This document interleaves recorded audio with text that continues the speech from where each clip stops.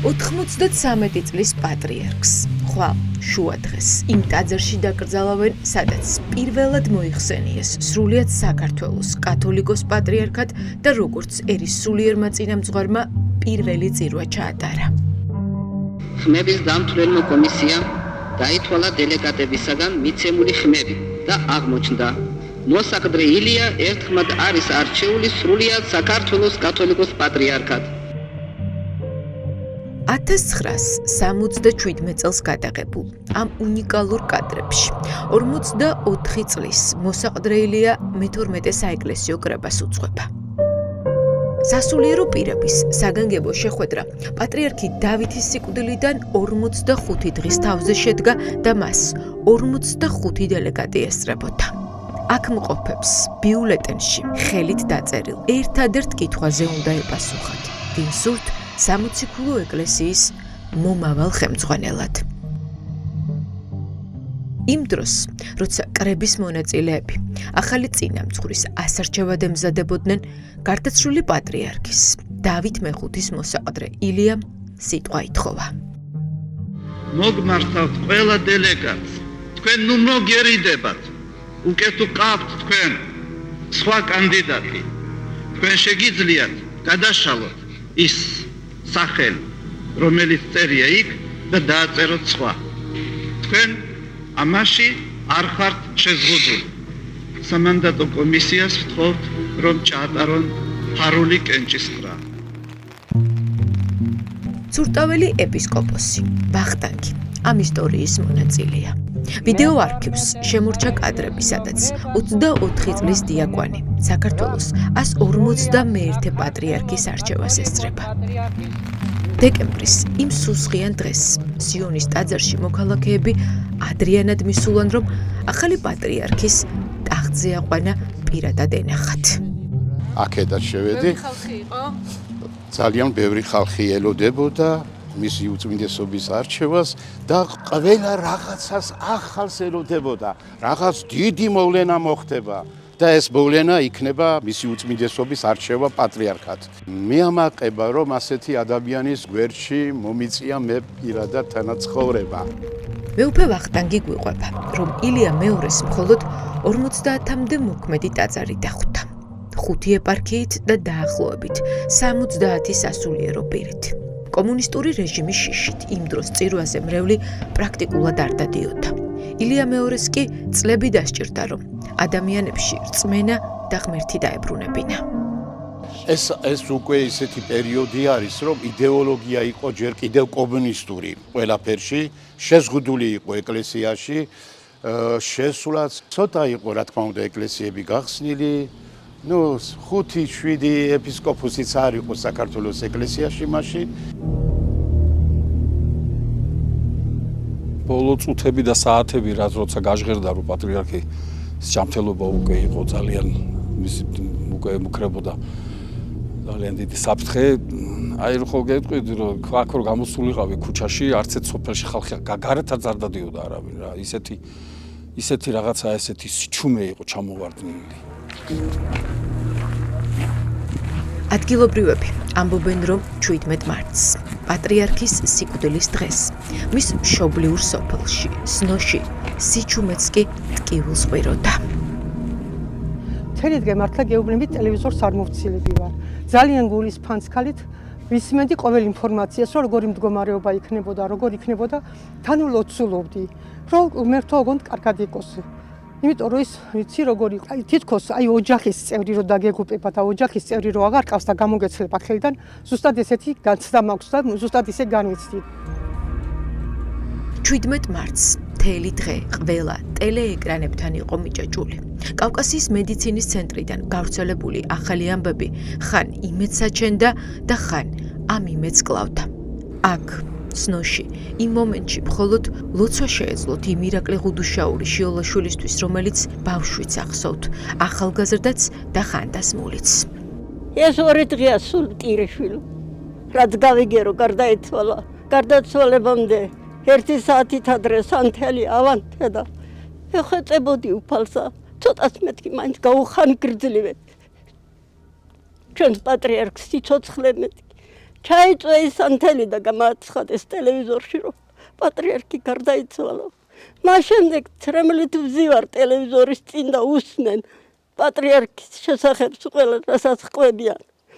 დღესაც ეხლა რომ გამოვიარე და დავინახე პატრიარქის მამის სახლი მან და ყველა ცრემლად ვიღურები და მოვდივარ, აი ხომ ხედავ რომ ტირი.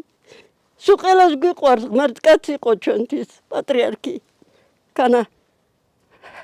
განა მარტო ჩვენი ფარველი იყო.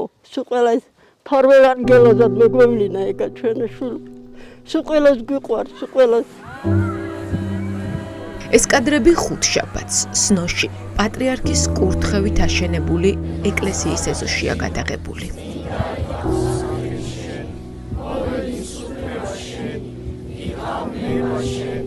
ილია მეორის სულის მოსახსენებელ პანაშვიც ესწრებოდა დიდი და პატარა. ტიროდნენ და გლოვობდნენ ისე, როგორც დაკარგულ ოჯახის წევრს. ეკლესიის ეზო სავსე იყო პატრიარქის ნათლულებით და იმ ადამიანებით, ვისთვისაც ილია მეორე იმედი იყო უიმედობაში და სინათლე სიბნელეში. სნო ძალიან უყვარდა. კი ბატონო, უყვარდა სნო, უყვარდა უფროსობა, უყვარდა ჩვენი სოფლის პატარებს მოიკრებდა და ეს სიყვარულებოდა, ლოცავდა და ასე. მშობლიურ სოფელში კათოლიკოს პატრიარქი დიდი ხანია აღარ უნახავთ. ავადმყოფობის გამო ის სნოში ბოლოს ვეღარ ჩადიოდა. მანამდე კი წელიწადში რამდენჯერმე სტუმრობდა მამის დანატოვარ სახლს. როცა ჩამოდიოდა ჩვენ სიხარულს საზღვარი არ ჰქონდა. ერთხელ როცა მივედი და იმდენი ხალხი იყო, ვეღარ ახლოს ვერ მივედი. ხელი გავყავ კიდის მოაჯირიდანა და კაბას შევეხე, რომ ემის კაბა მეთქი, მაინც შემეხოს ხელზე. ეგეთი სიყვარული გვაქვს. ჩემზე კიდე უფრო მეტი მოსიყვარულე ხალხია აქა და სულ ყველას უყვარს ჩვენი პატრიარქი. შემიძლია გავიხსენა ერთი მომენტი, ჩემი შვილი მძიმე დაავადებით იყო, ოპერაცია გაიკეთა, სიმსივნე ჰქონდა. ხო და მე მივმართე მეუფე იაკობის მეშვეობით პატრიარქს, რომ დაელოცა და აქ იყო ძალიან ბევრი ხალხი შეგროვილი და მე კი არ მიმიშვეს დაცვა, მე კი არ და აღარ ვიცი, ალბათ ღმერთმა ინება თუ პატრიარქის სურვილიც იყო, მიუშვეს ჩემი ნატალია. 10 წლისა იყო მაშინ, ეხლა უკვე სკოლა დამთავრებულია და სტუდენტია და დალოცა. და თქვენ წარმოიდგინეთ, რომ იმის დალოცვის შემდეგ რა არ გადაიტანა ამ ბავშვმა და გამოჯამრთელდა ჯვარი წერი. აი, ტექნოლოგიური მინაქარის მახსოვს ღამის ლოცვები იყო, ეხლა აი ეს უნდა გაჩუქოს ძალიან ლამაზი ხელნაკეთიაო და ხონდასო ჩემგანვეს თავის თასმით და მე ახალუხი რაღაცა დღესაც ვერ გავიგე რა მატერია. ბაჟა მარსაგიშვილს ის დღეც ახსოვს, როცა უკვე ასაკში შესულმა ილია მეორემ საპატრიარქოში დაიბარა და შავი ჩოხა ახალუხი პირადად მოარქო. იქვე სავარძელში ზის და ესეთი თეთრი ნაბადი ქონდა, ცოტა ესეთი ადრე გაზაფხული იყო და გრილი საღამო იყო და ნაბადი ქონდა მოფარებული და აბა ჩაიცვიო ესო აქვეო. იქვე ვდგევარ გვერდით და ეს ახალუხიო და გადავიცვი და ესე და თვითონ ესე მომკიდა ხელი ჩამოწია ესე და მოხევრად მეუნება და მაგარ ხო იუმორი ქონდა რაღაც სასაული. ეგე როგორ კარგა გაქუ ეგე ბალღო ეგე აი მე მეგონა რა მაგადგებოდა და ეს ჩამომიწია ის და ბაჟა მარსაგიშვილის და ილია მეორის გზები იმ დროს გადაიკვეთა, როცა პატრიარქი ოცნებობდა რეაბილიტაცია ჩაეტარებინა მამის მიერ ლადი კავკასში აშენებული ქართული ეკლესიისთვის.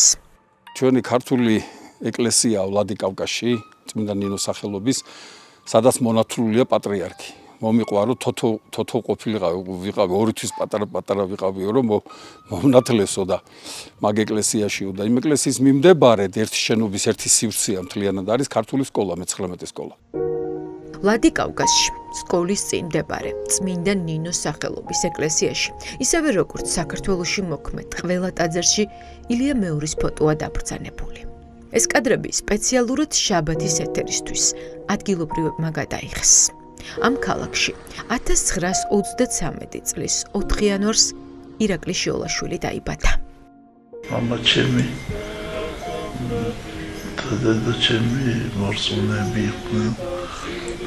ეკლესიაში დავდიოდით და შემდეგ ორჯონიკისეში შეაგროვეს იქ ქართველებში და რუსებმაც გაიღეს შესაძლებელი და მამა ჩემმა ორგანიზება გააკეთა და იყიდა სახლი და იქ მოაწყო ეკლესია. ეხლა იმ ეკლესიის კედელზე აწერია, რომ ეს ტაძარი დაარსებულია გიორგი და ნატალია შიოლაშვილების მიერ. სკოლაში დავდიოდი და სკოლა არ მიყვარდა. მასწავლებლები არ მიყვარდა და მეც არ უყვარდი მასწავლებლებს. ერთი შემთხვევა იყო სკოლაში მეორე თუ მესამე კლასში ვიყავი და მივრბოდი კიბეზე. ძალიან ისეთი მოუსვენარი ბავშვი ვიყავი და სირბილში დაეჯახე მასწავლებელს. მე მქონდა დიდი ჩანთა. უნდა წაერთო ჩემთვის ეს ჩანთა წიგნებთან ერთად. და ვერაფრით ვერ სამართვა და მერე შემოიძახი იქ კლასში სხვა მასწავლებელი და ეხლა ის მომისია და ის მეჯაჭგურებოდა და ვერც იმან წამართვა. შემდეგ წერს წერილს ჩემ მშობლებს. გთხოვთ მოხვიდეთ სკოლაში, რათა გადავწყვიტოთ თქვენი შვილის ბედი. მე ვარ მეორე თუ მესამე კლასის მოწაფე. ხო და ამან ისე იმოქმედა ჩემზე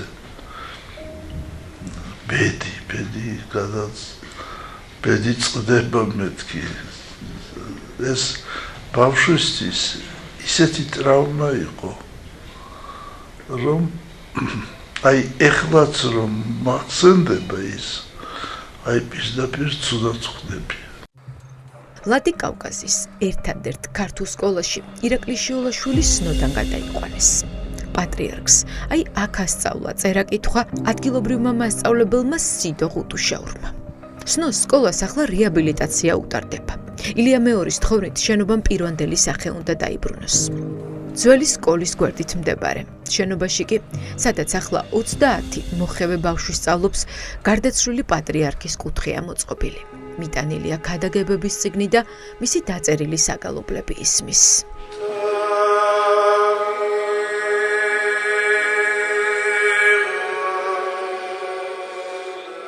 საამაყო პატრიარქის სოფელში იმ სკოლაში ვასწავლი, სადაც პატრიარქი სწავლობდა, სადაც შეხება ჰქონდა პატრიარქს. თითოეული აი აქ კუთხე კუნჭული არ ასოცირდება პატრიარქთან. აი გუშინ ჩვენ რომ გავიგეთ, ისეთი ელდა იყო, რომ მასწავლებლები ერთმანეთს ვერ უყურებდით. სანამ მაგას გავიგებდი, სადაასაფლავდნენ, ჩემს ოჯახში ეს იცოდნენ. ჩემო ოჯახმა ძალიან კარგად, ჩემო ქალიშვილმა იცოდა. აი სიონის ეკლესიაში მე რო ხშირად ვიყავი ხოლმე იქა და ერთხელ უწმიდესი მეუბნება. მოდი აქო. მივედი და რო შემოდიხარ ეკლესიაში რო შედიხარ, ამაზე მითხრა. აი აქ დამასაფლავებენ მეო. და მიუხედავად იმისა, რომ ეს ჯემალ პაპიაშვილია, პატრიარქის ბავშვობის მეგობარი. დაახლოებით რომელი წლიდან იწყება ჩვენი მეგობრობა, ხო? დაახლოებით 1950 წლიდან ალბათ. ჯემალ პაპიაშვილი გვიყვება, რომ პატრიარქს ბავშვობაში მედიცინა აინტერესებდა. იწერდა და აგროვებდა მკურნალობის ხალხურ მეთოდებს.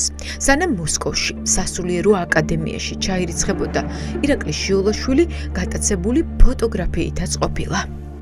სურათებს ვიღებდა ხოლმე და ამ თაბარს ისე უყვარდა თაბარი ის სიმწვანეა ძალიან უყვარდა. ციხეზე ავიდოდით და სურათებს ვიღებდა და მე სახში მქონდა სუდარაზე მოვყევი მე სულ ყველაფერი დაიწვა თორე გაჩვენებდით იმ სურათს. ირაკლი ხუდუშაური შიოლაშვილი 24 წლის იყო, როცა ბერად აღიკვეცა. სასულიერო სემინარიის მეორე კურსის სტუდენტი ირაკლი ილია გახდა. სწავლის დასრულებიდან მალევე ილია ბათუმის ეკლესიაში განამწესეს. აჭარაში 7 წელი რჩება. სწორედ აქ იღებს ის მიტროპოლიტის ხარისხს. მაშინდელი პატრიარქი დავით მეხუთე მიტროპოლიტ ილიას აფხაზეთის ეპარქიაში უშვებს.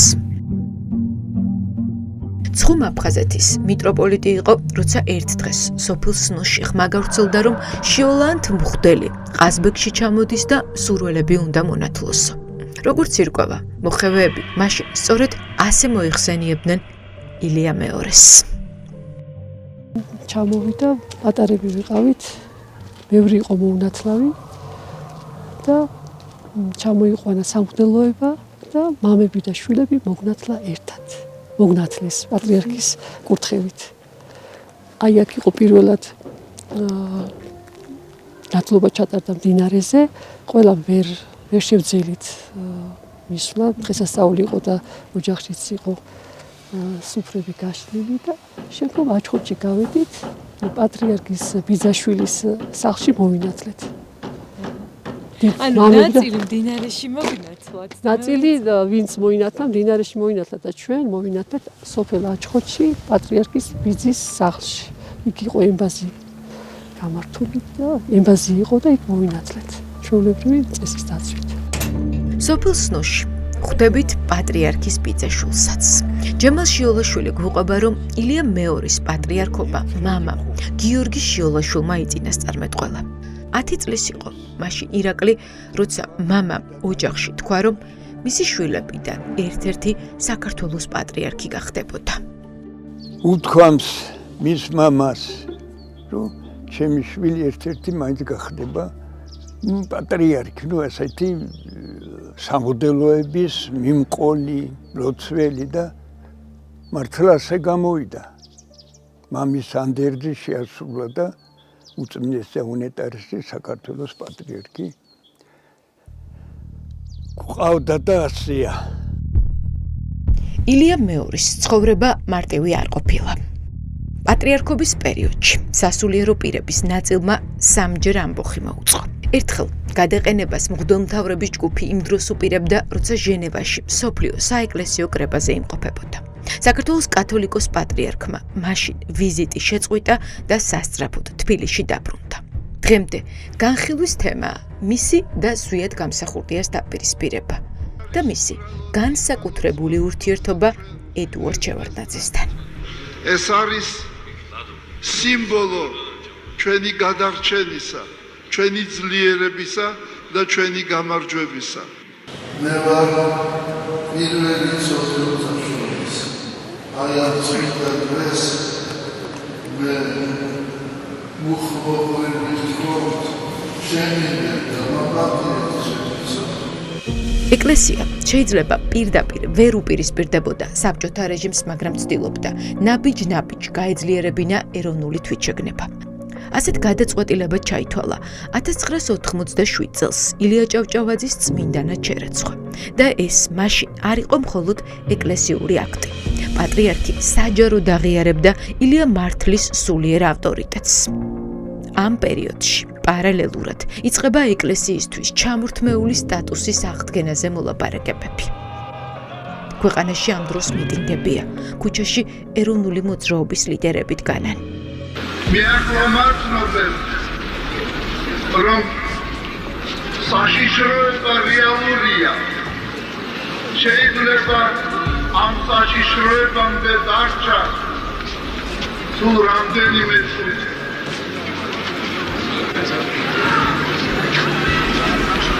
ამიტომ ჩემო სულიერო შვილებო, გეძლევათ ლოცვა კურთხევა, რომ აბრძანდეთ ახლა და წავიდეთ ერთად ქაშვების წმინდა გიორგის ეკლესიაში და მადლობა შევწიროთ უხავ. არა!